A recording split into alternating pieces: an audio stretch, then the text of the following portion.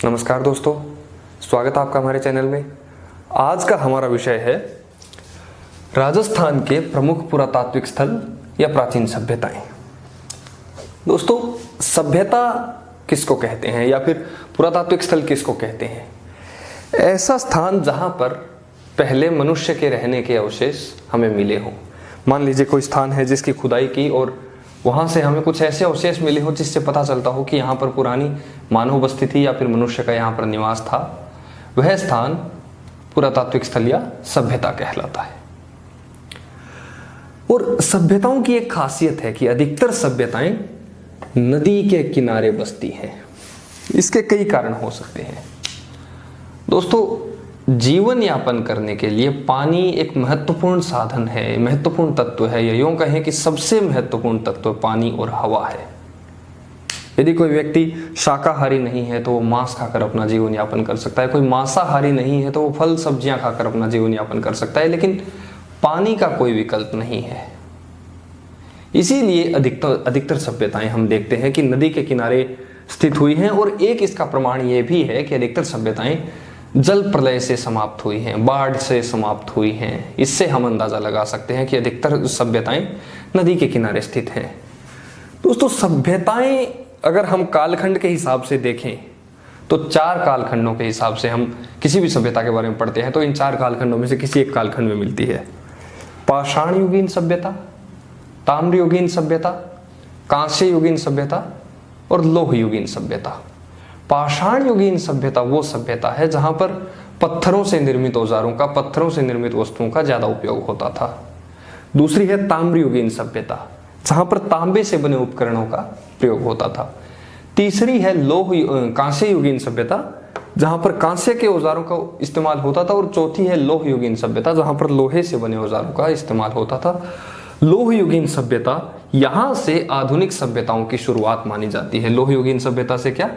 आधुनिक सभ्यताओं की शुरुआत मानी जाती है।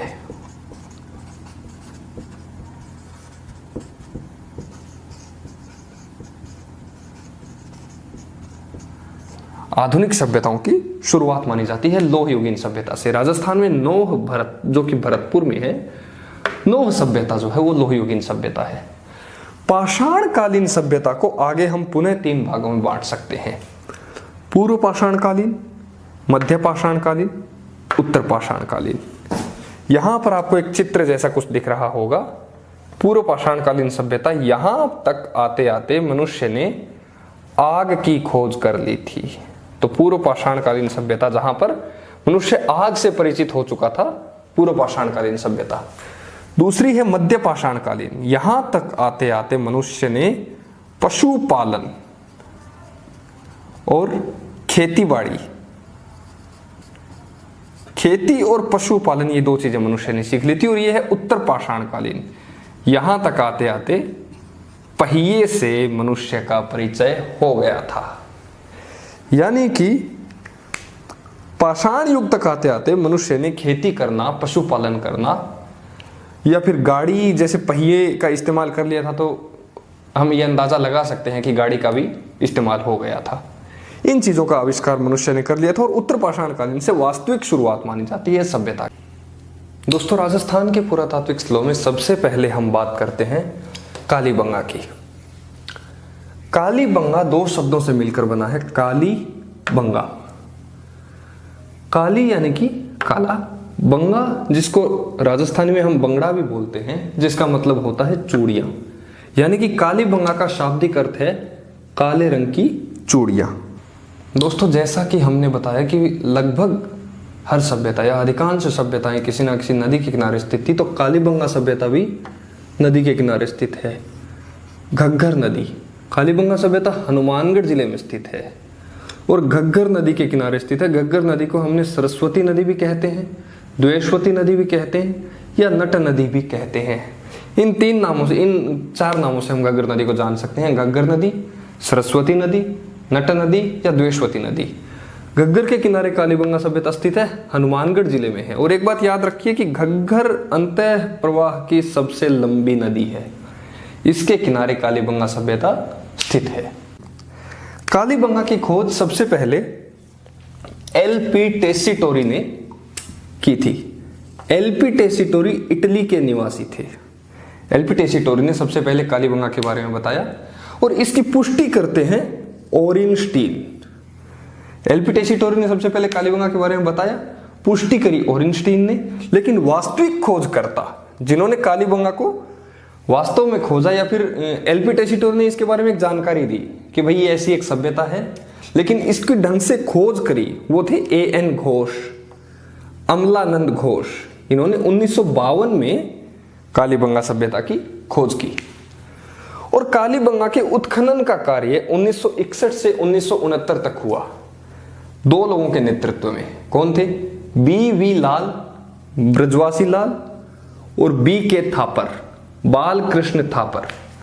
इन दो लोगों के नेतृत्व में 1961 से 69 तक कालीबंगा सभ्यता के उत्खनन का कार्य हुआ। एक बात याद रखिए, उत्खनन का कार्य 1961 से 69 तक हुआ। यह पहली सभ्यता है जिसका आजादी के बाद सबसे पहले उत्खनन हुआ। यानी कि 1947 में देश आजाद हुआ, तो 1947 के बाद सबसे पहले जिस सभ्यता का उत्खनन हुआ वो थी कालीबंगा। तो एएन घोष ने कालीबंगा की वास्तविक रूप से खोज की और बी लाल और बी के थापर के नेतृत्व में कालीबंगा का उत्खनन हुआ। इसके समय के बारे में विद्वानों में दो मतभेद हैं, दो मत प्रचलित हैं। समय के बारे में विद्वानों में मतभेद हैं और दो मत प्रचलित हैं। पहला मत कहता है कि कालीबंगा का समय 2400 ईसा पूर्व से 2250 ईसा पूर्व तक के बीच में रहा होगा। दूसरा मत कहता है कि कालीबंगा का समय 2200 ईसा पूर्व से 1750 ईसा पूर्व के आसपास रहा होगा।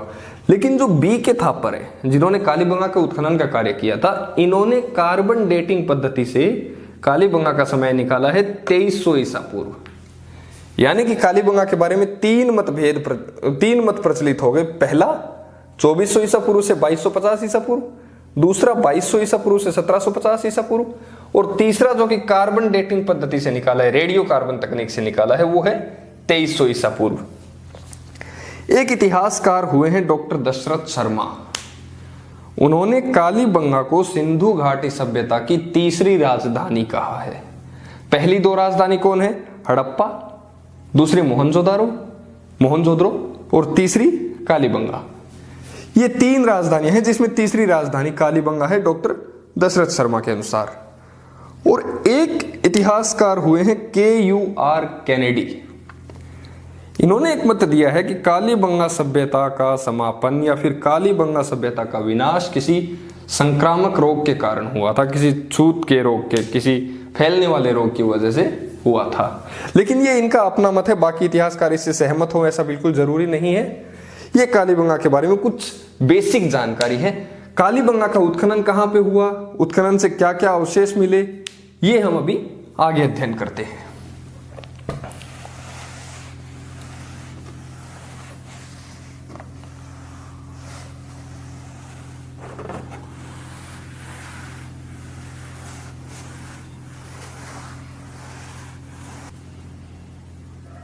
अब हम बात करेंगे कालीबंगा सभ्यता के उत्खनन से संबंधित तथ्यों की। सबसे पहले एक महत्वपूर्ण तथ्य आप याद कर लीजिए कि 1961 में कालीबंगा पर 90 पैसे का डाक टिकट जारी किया गया। कितने का? 90 पैसे का डाक टिकट जारी किया 1961 में। और कालीबंगा सभ्यता पर एक कालीबंगा संग्रहालय भी बना है, जिसको हम अगर जिसमें जाएं तो कालीबंगा सभ्यता से जुड़े हुए कई सामग्री हमें देखने को वहां पर मिल सकती है। अब हम बात करते हैं उत्खनन की खुदाई की। सर्वप्रथम कालीबंगा की खुदाई हुई, 2 टीलों पर खुदाई की गई। इन टीलों की ऊंचाई 12 मीटर और चौड़ाई या लंबाई लगभग 500 मीटर, आधा किलोमीटर लंबाई थी। इन टीलों पर खुदाई की गई और खुदाई 5 स्तरों में की गई। पहले 2 स्तरों में जो खुदाई की गई वो पूर्व हड़प्पा कालीन अवशेष हमें मिले। ऐसे अवशेष मिले जो हड़प्पा से भी पुराने समय के थे। और तीसरे, चौथे और 5वें स्तर में जो खुदाई की गई वो अवशेष हमें हड़प्पा के समकालीन मिले। अब हम बात करते हैं कि अवशेष क्या क्या मिले। दोस्तों, किसी भी सभ्यता की खुदाई से हमें ये जानने को मिलता है कि वहाँ का रहन सहन कैसा था, वहाँ का जीने का ढंग कैसा था, वहाँ की नगर या समाज की व्यवस्था कैसी थी, किन किन धातुओं का या किन किन वस्तुओं का वो इस्तेमाल करते थे, किन औजारों का इस्तेमाल करते थे, वहाँ की खेती किस प्रकार की थी, या फिर उनका खाद्य सामग्री कैसी थी, किन पशुओं को वो रखते थे या पशु रखते भी थे या नहीं रखते थे, ये सारी बातें हमें किसी भी सभ्यता में जानने को मिलती है। कालीबंगा सभ्यता की खुदाई से जो अवशेष हमें मिले हैं उसमें सबसे प्राचीनतम भूकंप के अवशेष मिलते हैं। किसी भी सभ्यता में सबसे प्राचीनतम भूकंप के अवशेष कहां पर मिलते हैं? कालीबंगा सभ्यता में मिलते हैं। इस तथ्य को हमें याद कर लेना है, रट लेना है। दूसरा, और ये काफी महत्वपूर्ण तथ्य है कि विश्व में खेती के सबसे प्राचीन अवशेष, विश्व में सबसे प्राचीन खेती के अवशेष अगर कहीं मिलते हैं तो कालीबंगा सभ्यता में मिलते हैं। किस प्रकार के अवशेष हैं कि यहां पर जुते हुए खेत हमें प्राप्त होते हैं। जुते हुए खेत प्राप्त होंगे जिससे पता चलता है कि यहां पर खेती होती थी, और एक साथ 2 फसलों की खेती भी कालीबंगा में होती थी। यह भी सबसे प्राचीनतम अवशेष है, यानी कि खेती के सबसे प्राचीनतम अवशेष, एक साथ 2 खेती के अवशेष, एक साथ 2 फसलों के अवशेष कालीबंगा में मिलते हैं। और कौन सी फसलें होती थी? गेहूं और ज्वार का एक साथ उत्पादन होता था। तीसरी बात, यहां पर सिलबट्टा, सिलबट्टा जो लोग जानते हैं वो तो जानते हैं, जो नहीं जानते उन्हें बता दूं कि एक पत्थर की बनी संरचना होती है जिस पर हम लोग, राजस्थान के लोग अच्छी भली भांति परिचित होंगे कि उस पर हम चटनी वगैरह बनाते हैं, उसको सिलबट्टा कहते हैं। इस प्रकार की एक संरचना होती है, जैसे यूं एक पत्थर का बना है और इस पर यूं कुछ भी हम रख के और इसको रगड़ के इसकी चटनी बना सकते हैं।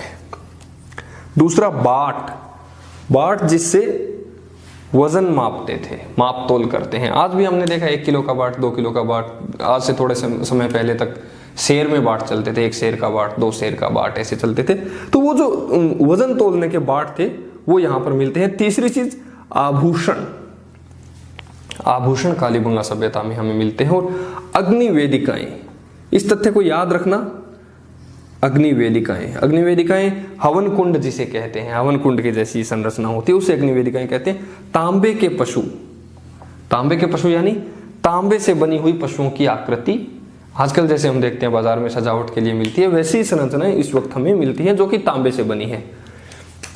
अग्निवेदिकाएं हम देख चुके।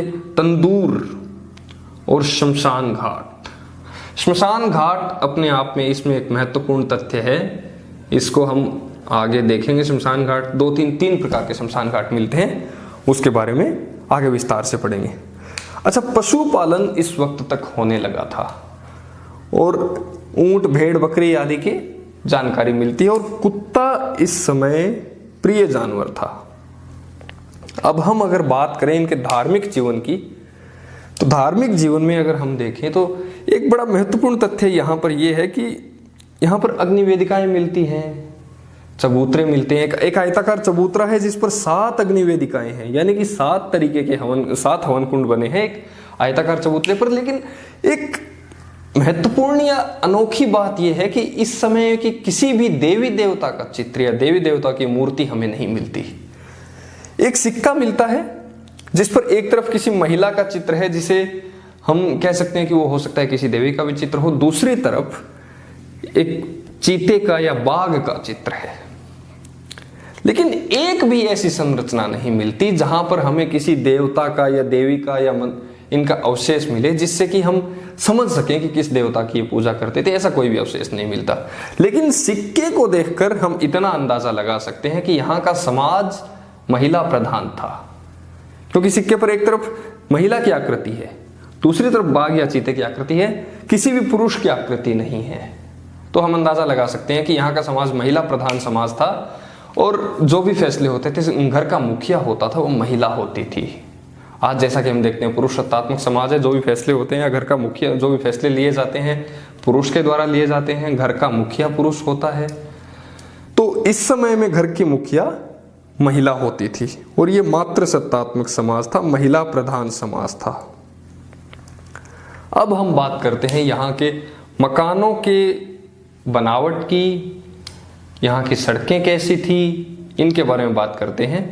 एक तथ्य आप याद कर लीजिए कि कालीबंगा सभ्यता को दीनहीन सभ्यता कहा जाता है। दीनहीन सभ्यता क्यों कहा जाता है? क्योंकि यहाँ पर जो मकान मिले हैं वो मकान कच्ची ईंटों से बने हैं, इसलिए इसको दीनहीन सभ्यता कहते हैं। दोस्तों, कालीबंगा में हमने अब तक जो पढ़ा वो सब याद करने की चीजें थी, रटने की चीजें थी। कुछ भी ऐसा नहीं था उसमें जो हमें समझना पड़े। सारे के सारे तथ्य थे और तथ्य हमें केवल याद रखने पड़ते हैं। एक तथ्य और देख लीजिए कि कालीबंगा सभ्यता में शल्य चिकित्सा के प्रमाण मिलते हैं। एक खोपड़ी मिलती है जिसमें 6 छिद्र हैं और इससे पता चलता है एक रोग होता है हाइड्रोस्प्लीज। इस रोग की जानकारी हमें मिलती है और इस खोपड़ी में 6 छिद्र हैं। इससे पता चलता है कि उस दौर में शल्य चिकित्सा यानी कि ऑपरेशन की जो क्रियाएं थी वो इन्होंने शुरू कर दी थी। अब हम बात करते हैं कि कालीबंगा सभ्यता एक नगरीय सभ्यता है। नगरीय सभ्यता क्यों कहा गया? देखिए, कालीबंगा सभ्यता के अगर हम जो अवशेषों पर अध्ययन गौर करेंगे तो हम पाएंगे कि कुछ ऐसी चीजें हैं जिसको देखकर हम कह सकते हैं कि एक नगरीय सभ्यता है। इस डायग्राम को देखिए, इसमें ये सड़कें हैं जो एक दूसरे को 90 डिग्री पर काटती हैं। ये 90 डिग्री के कोण पर, समकोण पर एक दूसरे को काटती हैं। और सभ्यता जो नगर है उसके चारों तरफ एक परकोटा बना हुआ है। ये परकोटा है। इस परकोटे की लंबाई और चौड़ाई 280 मीटर और 150 मीटर है। 280 मीटर गुना 150 मीटर इसकी लंबाई चौड़ाई है। बीच में मकान बने हुए हैं। मकानों की क्या खासियत है? मकान कच्ची ईंटों से बने हैं और इनमें मुख्य दरवाजा होने के साथ साथ पीछे का दरवाजा भी है। यह कंसेप्ट यहीं पर सबसे पहले देखने को मिलता है कि पीछे का दरवाजा है मुख्य दरवाजे के साथ साथ। और इनका फर्श जो है, फर्श अलंकृत है, मतलब फर्श पर सजावट की गई है या किसी प्रकार की चित्रकारी जैसे हम करते हैं या जैसे हम गांव में फर्श बनाते थे उस पर मांडते थे, वो सारी चीजें उस प्रकार की चित्रकार मतलब अलंकृत किया गया है। फर्श को भी सजाया गया है। छत यहां पर लकड़ी की बनी है। और एक खास बात जो इस सभ्यता को औरों से अलग बनाती है कि यहां पर पानी की निकासी के लिए लकड़ी की बनी हुई नालियां हैं। विश्व में एकमात्र सभ्यता ऐसी है जिसमें पानी की निकासी के लिए लकड़ी की नालियां बनी हुई है। जल निकासी के लिए लकड़ी की नालियां बनी है। ये तथ्य इस सभ्यता को बाकी सारी सभ्यताओं से अलग खड़ा करता है। और सड़कें यहां पर 7.5 मीटर चौड़ी हैं, एक दूसरे को समकोण पर काटती हैं। और ये जो पैटर्न आप देख रहे हैं इस प्रकार का पैटर्न है। जैसे ये सड़कें हैं, ये इसको बोलते हैं जाल या ग्रिड पैटर्न, जाल या ग्रिड पद्धति।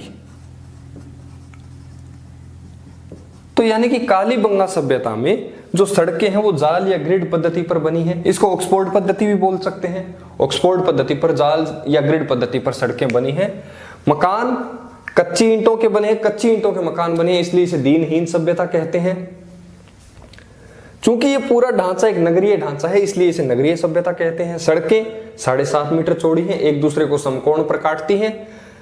सभ्यता जो नगर है उसके चारों तरफ एक परकोटा बना हुआ है। परकोटे की लंबाई चौड़ाई 280 मीटर और 150 मीटर है। और जो मकान जिन ईंटों से बने हैं उन ईंटों का आकार है 30 सेंटीमीटर गुणा 15 सेंटीमीटर गुणा 7.5 सेंटीमीटर। 30 सेंटीमीटर लंबी, 15 सेंटीमीटर चौड़ी और 7.5 सेंटीमीटर ऊंची। ये इन ईंटों का आकार है। इसके अलावा और क्या खास बात है इस सभ्यता में? ये जीवनचर्या की बात आ गई, मकान की बात आ गई, नगर की बात आ गई, जो सड़कें हैं उनकी बात आ गई, नालियों की बात आ गई। अब बात करते हैं यहां पर श्मशान घाट जो मिले हैं। यहां पर शव को दफनाने की क्रिया की जाती थी, मतलब मृत्यु के बाद शव को दाह संस्कार नहीं किया जाता था, शव को दफनाया जाता था। शव को दफनाया जाता था। और दफनाया कितने? 3 प्रकार से दफनाया जाता था। एक आयताकार या अंडाकार प्रणाली, दूसरा वृत्ताकार प्रणाली और तीसरी आयताकार वृत्ताकार मृदभांड निक्षेप प्रणाली।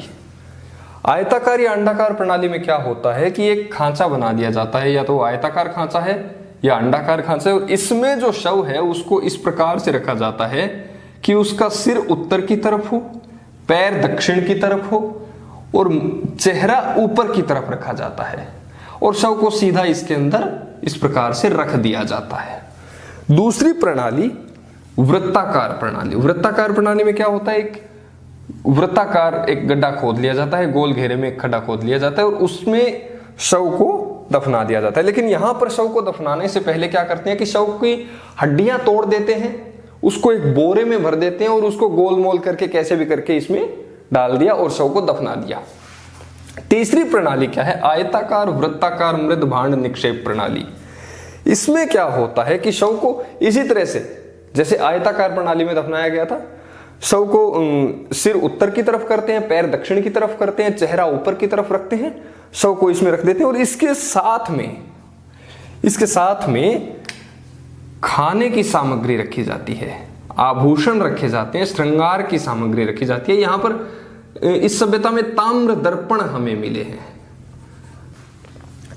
तो ये नगरीय सभ्यता, कालीबंगा सभ्यता में ये दो बातें अहम हैं जो हमें समझने वाली हैं और जिनसे सवाल आ सकते हैं कि भाई सड़कें, यहाँ का जो पैटर्न क्या था सभ्यता का, जीवन का मतलब मकानों का और जो निर्माण का पैटर्न क्या था। सड़कें समकोण पर काटती थी, सड़कें ग्रिड या जाल या ऑक्सफोर्ड पद्धति पर बनी थी, मकान कच्ची ईंटों के थे, ईंटों का आकार 30 centimetre into 15 centimetre into 7.5 centimetre था, लकड़ी की छत बनी थी और विश्व की एकमात्र सभ्यता जिसमें जल निकासी के लिए लकड़ी की नालियां बनी थी। नगर के चारों तरफ परकोटा बना था, 280 मीटर लंबाई थी और 150 मीटर इसकी चौड़ाई थी और इसके बीच में मकान बने थे। मकान का फर्श अलंकृत था, मतलब फर्श पे सजावट की जाती थी और मकान में मुख्य द्वार के साथ पीछे का दरवाजा भी यहां पर मिलता था।